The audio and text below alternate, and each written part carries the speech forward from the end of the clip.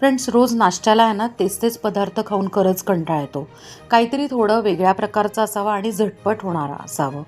म्हणूनच आज आपण इथे आहे ना कर्नाटका किंवा मराठवाड्यामध्ये केली जाणारी ही जी नाश्त्याची रेसिपी आहे ती शेअर करणार आहोत. ती आहे सुशिला. इथे मी एक बाऊल घेतलं आहे, त्याच्यावर चाळणी ठेवली आहे आणि त्यात आतपाव मुरमुरे घेऊन 1 ते 2 तांब्या पाणी घालून घेतलेले आहे. म्हणजे चुरमुरे आपले भिजतील आणि उरलेलं पाणी सगळं निथळून ते बाऊलमध्ये पडेल. आता चुरमुरे हे आपण भिजत ठेवूयात 10 मिनिटांसाठी. तोपर्यंत आपण इकडे एक मोठा कांदा छान बारीक चिरून घेऊयात. तोपर्यंत आपले मुरमुरे आहेत ना छान मऊसर असे भिजतात.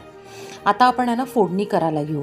एका कढईमध्ये काय करायचं, सुरुवातीला तुम्हाला जेवढे पाहिजे तेवढे आहे ना शेंगदाणे घ्यायचे, छान लालसर तळून घ्यायचे.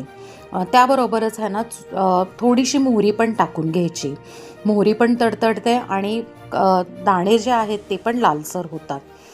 शेंगदाणे लाल झाले की त्यातनं मस्त कढीपत्ता घालायचा, हळद, हिंग आणि कांदा घालायचा. कांदा छानपैकी आहे ना परतून घ्यायचा. कांदा परतून झाला की आपले जे भिजवलेले चुरमुरे आहेत ते त्यात टाकून घ्यायचे. त्यात चवीप्रमाणे मीठ, लाल मिरची पावडर तुम्हाला जेवढी हवी आहे तेवढी, त्यानंतर बारीक चिरलेली कोथिंबीर आणि महत्त्वाचा एक इन्ग्रेडियंट तो म्हणजे लिंबाचा रस. अगदी आठवणीने लिंबाचा रस टाका, यातनं त्याची चव इतकी भन्नाट लागते.